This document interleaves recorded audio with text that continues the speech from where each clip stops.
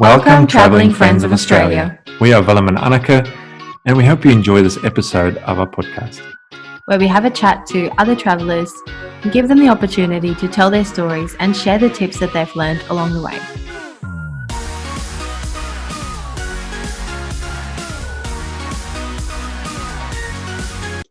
Today's episode, we have got the Alcalloughbys. I think that's how you say their name. It's Angi and Michael.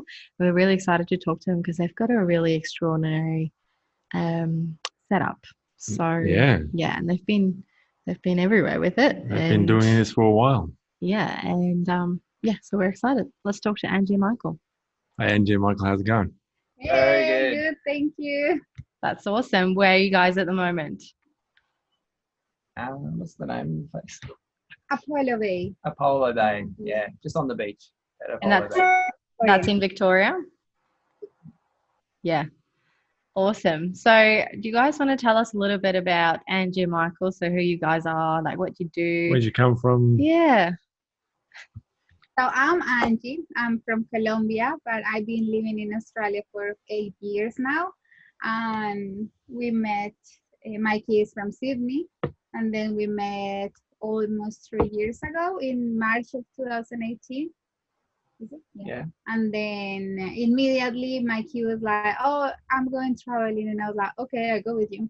So pretty much I just within 6 weeks I had a trip planned. I was going to the Mediterranean. I was like, "Oh, that's trips booked." You know, like, "Do you reckon you can come?" And I was like, "Sure, sell everything and see you." Wow. And we've kind of been traveling ever since, pretty much. Yes.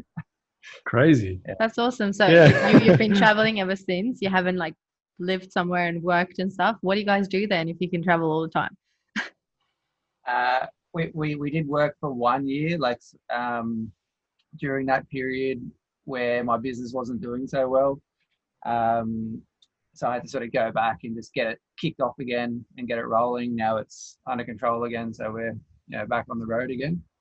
But yeah, we run and in that time the truck was being built, so we just stay in Sydney and just work, did short trips and just around the area. Yeah, just hung out there. But yeah, it's a construction company that I have a good team that run the business. That's awesome. So I can sort of run it remotely just over the phone and laptop, etc. And sounds like a dream. Yeah, perfect. And he's my boss. And he tell me what to do, help with this, do this, and like. Oh, you help out. Yeah. He does the social media for the company and stuff like that. Yeah, like design work. Yes. Yeah, okay. That's fun. It's fun. Yeah. Where's the business based out of? In Sydney. In Sydney, okay. It's a granny flat company. We just build granny flats and the occasional house in like Sydney, Newcastle, Central Coast, stuff like that. That's awesome. Yeah. So obviously you guys traveled for a while now. Did you actually start before COVID happened, or was it in between? Like the truck was ready for us in January, I think, or February. Yeah, like I think it was like ready maybe March, like 10 or something, and that was just as COVID was starting to get out of control, and we were packing all our stuff into the truck going, "All right, let's get out of here before it gets bad." And then and it was like a lockdown. Lockdown that months. We stay in the truck but sleeping in Mikey's in his brother's backyard. So we just sleep in the truck in his backyard and just with family, which is nice because we were with family just. You still had your own little space. Yes. Yeah, true. So we just stayed there, and as soon as Queensland say, "Oh, we are gonna open," we were just like, "Let's get out of here." So we crossed literally that day at 5 a.m. in the dark. We're crossing the border and just heading up north from there. Yeah. Because you would have been excited, like, to get going, and then COVID happened. Like, yeah. Oh. Put everything. We actually were in Korea in January. Yep. And when we were in Korea, COVID started happening there, and Korea was one of the first countries that have COVID outside of China. So we were like, oh my God, we are so lucky we escaped that area. But then came here and we were like, oh, like everything was just, I don't know, on like close to the time. So yeah, kept nipping at our heels. Yes, and we were Trying like, to slow oh us my down, God, and oh my God. eventually got us. But, Yeah, but we are so lucky in Australia. It's really good. It's in another. So tell us a little bit about your setup. Like we've obviously seen it, but if you want to tell our viewers, how did you decide on the setup that you have? Amazing setup. Yeah. I think we love the idea of like being on the road. We live in a boat before, and in the boat that I joined, and I got seasick all the time, and it wasn't very hard. So I think van life is really, really amazing because we just want a setup that you can just drive and we arrive here, just turn off, park, and go to sleep, like something. And it was a van, but Mikey, because we are working on the road, we want something that it's really comfortable for like being him in a meeting and like be able to sit down in a computer or talking or stand up. So it wasn't a really good setup. And then how we get to the truck. Yeah, it's just like the truck being full drive. That was probably one of our main things we wanted, but we didn't want a caravan in tow because it just means you have to sort of go back, like have to keep backtracking to the sort of base camp, so to speak. We just wanted to be able to take everything with us wherever we go and just sort of keep going in one direction. Does that make sense? Like, Definitely. Yeah. And just I guess like a truck can carry a lot of water, it can carry a heavier gear. So weight, that's like a lot of setups is payload, and this sort of doesn't have those restrictions as much. I guess that were the main things that why we wanted an expedition truck. Yeah. So have you got is it like do you have everything in there? So you have a bathroom, you have your like a dining room, bed, and kitchen as well? Yeah, kitchen, air conditioning, what do we got? Shower, toilet. We have like a little gym. Water. Yeah, sort of thing. Like we have our gym equipment in the back and we pull all that out and like have a chin up rack and all sorts of stuff like that. So everything we need. Just like we can be like without being connected to water or electricity, I think for a week, maybe a little bit more. Yeah, that's if good. We are careful with water, so that's good, really good. Yeah, that's definitely handy. And then we went like a year ago, we went looking to caravans and motorhomes for ideas, and then we see the ideas that we want more or less, and then with the truck we measure and see and start designing it, and then my brother built it for us. So we took all the design features that we liked from those other vehicles that we've seen and just make a customized one specifically for us, which I think we did a decent job. Like we're pretty happy with it. We like the way it's laid out. It's everything we need just here. It's very good, and everything is lightweight, so that's important. Oh yes, so it's the truck is it's classified as a car because it's under 4.5 tons. Wow. So it was one of the main focuses when we were designing everything. Everything's made out of really light materials. I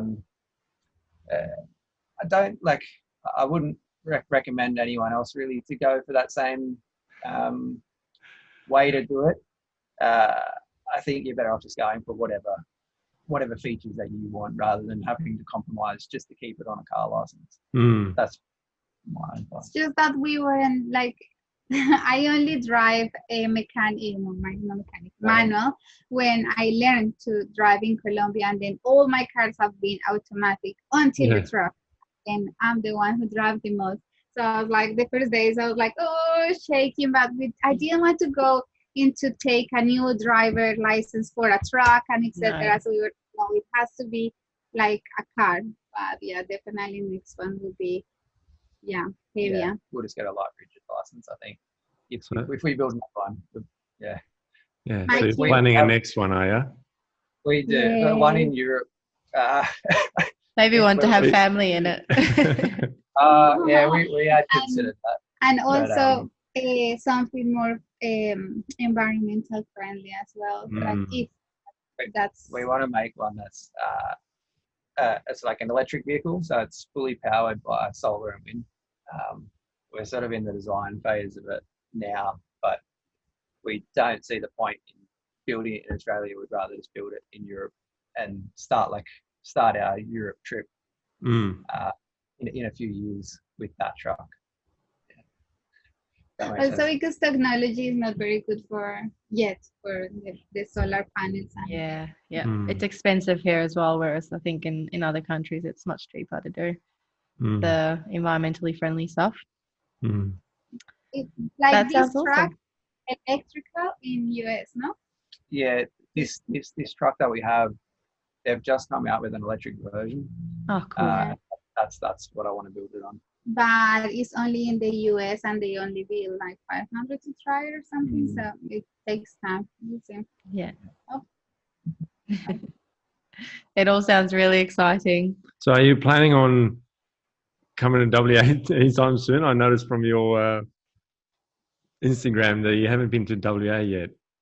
No. Yeah, very disappointing. We thought we were gonna be there like December for Christmas. That was our plans, but Okay. Your premier put a stop to our plans. We arrived. We came from Northern Territory. We arrived to South Australia, and that night we went to sleep. And then next morning, it was like 70 cases in South Australia, and everyone freaking out. And we were like, "Oh my God, where to go? Victoria!" And then Victoria, a couple hours drive away, so we just. It was so funny because we planned everything to do like in Western Australia, everything except Victoria, because we were like, we're ages to go, and like I don't know, we are so far to go there, and here we are. Yeah. So you're going to be home for Christmas in Sydney at all, or? No, I think we're going to be going past there in March, so we'll like stop for a while and say hello to family. We then. booked a ferry to go to Tasmania in January, so that's exciting. Okay. And then after Tasmania, we go home and see everyone. Yeah. Yeah. Sounds good. And then global, are you planning any trips globally anytime soon? No, like we want to just like travel one place and really see it really well, and then once we've seen kind of everything, then we'll move on to the next place. I don't like the idea of flying around everywhere here and there. Yeah, there's no time frame. You're just living in the moment, and I think it's a good timing now with COVID that you don't really want to be going overseas. You just want to be staying in Australia where it seems safer. So at finish Australia, we will go maybe New Zealand. That is like safe. And then let's see what happens. We did Colombia in a car, and that was so much fun. But still, we need more time. Yeah, so like Colombia is a very small country, and we traveled around it for like 4 months, and we only seen like half of it. Wow. So we do travel pretty slow. Yeah. Which I think that's the way. Yeah, that's also because like Monday to Friday, Mikey has to have reception, so we pretty much like now in Victoria, everywhere is reception, so it's easier. But like in Northern Territory or Alice Springs, we have to be in town Monday to Friday, and then Saturday and Sunday we do some exploring and having adventures, but then go back to the reception for the week. So that's why we are a bit slow, but it's fine. So have you guys got any favorite destinations that you've been to in Australia? All of them? Ones you still want to go and see? So to be honest, we're most excited about Western Australia. It just looks like surreal, but it's like Carigini and Coral Bay and Alcalloughbys. It sounds like you guys are going to be there in the best time anyways, which is more winter time. So hopefully it sounds like you'll be there in the winter time, which is better. So yeah, I would come down first, do the south if you're coming in summer, and then go up for the winter, and you'll have summer all year. So chasing the sun. Yes, literally. Until now, I don't know, every place is very special. Yeah, it is.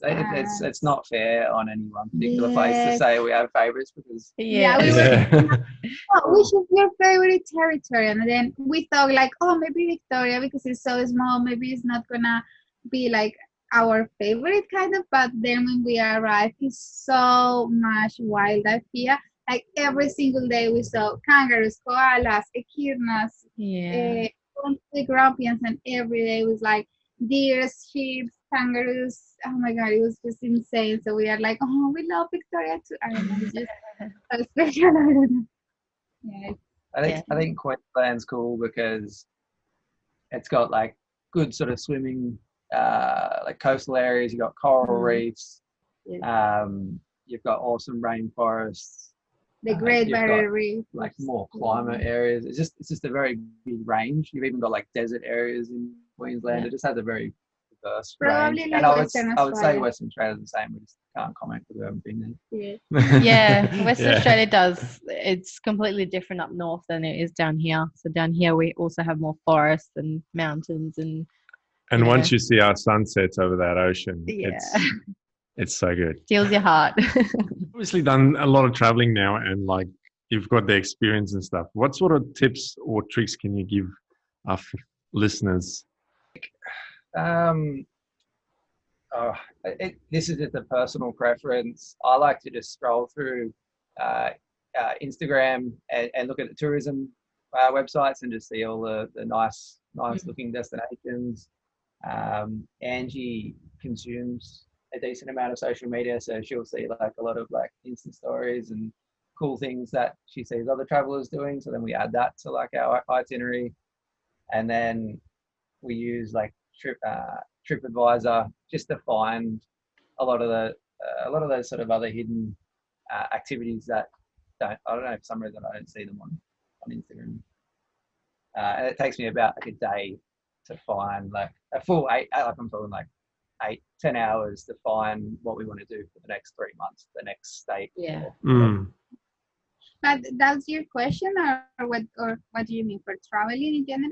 Any travel tips, advice for people if they already traveling or if they want to start out traveling? I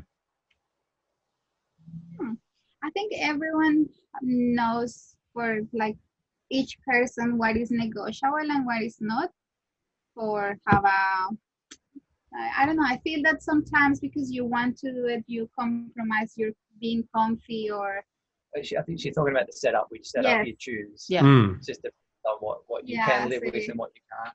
Yeah, exactly. Like for us, it was like something tall so we can stand up, and I feel you have to be comfy with where you live, like the setup you have, so you can actually enjoy it. If you're going to be living in the space like a lot, if you're not going to be traveling that fast and you're going to spend a lot of time in your home on wheels or whatever it is, you want it to be reasonably comfortable. But then again, you see guys with like a $6,000 van set up with a bed and stuff in the back, and a guy with a bicycle going around with a tent. It's just as good. Like there's free toilets, free showers everywhere you go. So Australia is like the best place for do this type of life, I reckon. Yeah, I think it comes down to not doing it because you need to have the caravan because everyone else has a caravan, it comes to what you want. It's a personal preference and your comfort. And whether it's personal preference of what you feel comfortable in and how you want to do it, I guess. And that's why we've decided to build our own, because we haven't found anything that's like what we want. So I think that's good. I think a lot of people buy the best caravan because they need to. For Instagram or whatever. But they don't really make the choice for what they actually need. Yeah.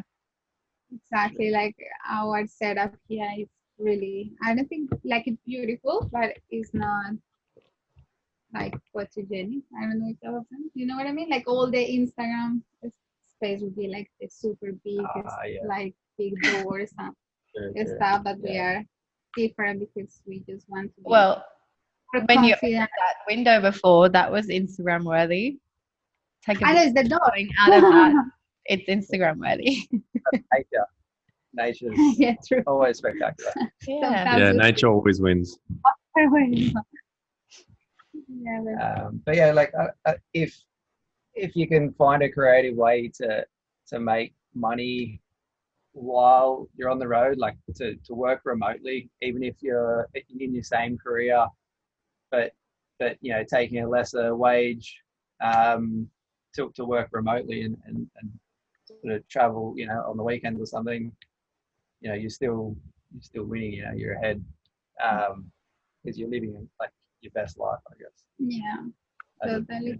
And also you can, like, I have some friends that they stop and work for a while and then just save, and then travel, save, travel. So that's Yeah. also really good and another way to do it. And you can save money always on the road, like cook your meals and being more.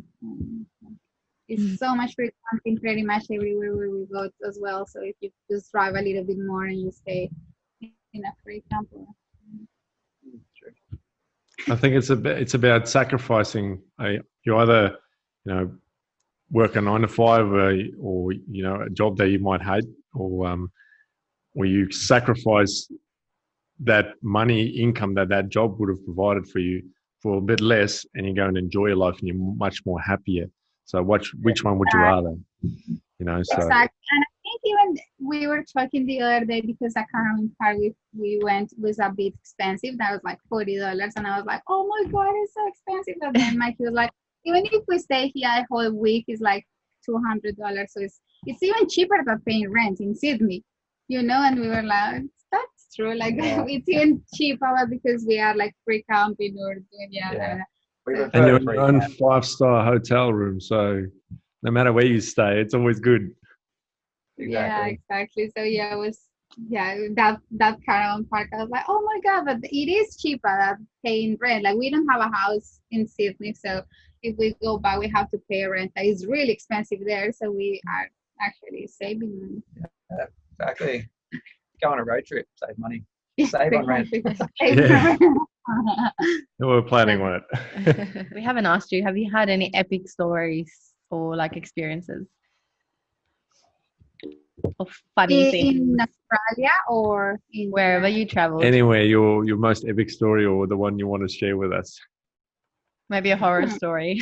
Just it's not that epic, but it was just a really special experience, and we've had lots of them. And usually they revolve around animals, like having like encounters with animals. Like we love encounters with animals. But in Colombia, like probably one of the best things we did there, we were just in this hotel, and we had these little like round bird feeding like nectar device things. And then you know what a hummingbird is? Yep. Hummingbird flew down and it was like eating out of our mouth and like landing on our head and stuff. It was just that was really special. amazing. Wow, that is amazing. It was fun with dolphins. We really love animals, and that's a problem because I don't know if you guys saw a video. We were in Kings Canyon, and then we were doing this hike in Kings Canyon, very famous. And then we were waiting for our friends when I saw a snake, and I was like, oh, look, it's a snake. And then she was just there hanging out, and we were waiting for my friends. So I was like, oh, it's so cool. And then I said to Mikey, it is dangerous. And he was like, oh, it's not a brown snake. Like it wasn't brown in color. So I'm like, oh, maybe it's okay, but I don't know. And I was like, oh, it's so beautiful. So I grabbed the pole of the GoPro and I went really close to her. And then she did like, she tried to attack us, basically. Yeah, and then I took the camera back, and that's it. And I was like, oh my God, we just have the best video. I said to the friends we were doing the hike, but then she left. The snake left. She didn't do anything else. And I was like, oh my God, we have the best video. It's amazing. And we show it to them and blah, blah, blah. And then it was like, we realized later that it was a Western brown snake, but it was just grey color. Yeah. So it was it was more poisonous than the brown, something like that. No, it's the same. Yeah? But it's just like I don't know. And yeah, we did. There's more I did poisonous than some. yes, it's a very dangerous snake. Like, Oh Yeah. no. really scary, but I just love it. And she was so chill. I think she Yeah. was just camera shy because when I put the camera, she went crazy. Yeah. But yeah, Oh, all Angie. of the dogs, all snakes, just are treat them as if they're dangerous. Yes. Because yeah, we were like, oh, that's cute. But Yeah. that's cute That's as another question that I do have. Since you've spoken about animals and stuff, do you prefer bush or beach? Everything, eh? The hard ones. It sounds like we're indecisive, but both just like if I had to like choose one or the other, I couldn't choose because I love them both. Like we just love a good variety in life. Yeah. Yeah. We love scuba dive, that's for sure. Like Mm. it's pretty amazing. Again, all the animals. I don't know, it's hard. It's Oh, really yeah, hard. actually, 49, 51%. Let's go with beach. Lock it in, Eddie. Good answer. I can see. It's like dogs or cats. I'll be like, oh, I don't know. Yeah. Do you Well, so on your actual truck, guys, do you have like separate space to put things in, or does everything just go into your like main part, or do you have like a rooftop where you can put things on, like when you're traveling, obviously, like carrying things? Have you got no, space to everything. put things in? There's compartments everywhere. Yeah. Nothing goes on the roof because it's kind of high. So like It if is. branches were to hit it, it'd probably like Yeah. push something loose off the roof. We have a lot of space under the bed, so a lot of like we put heaps of stuff there, and the back of the truck under the bed that we have doors outside, so we can grab stuff from there. But everything is just in their place. Like Like when we designed it, that was one of the things. We didn't want moving parts. I had a caravan once where it was like it popped up and then it popped out the back.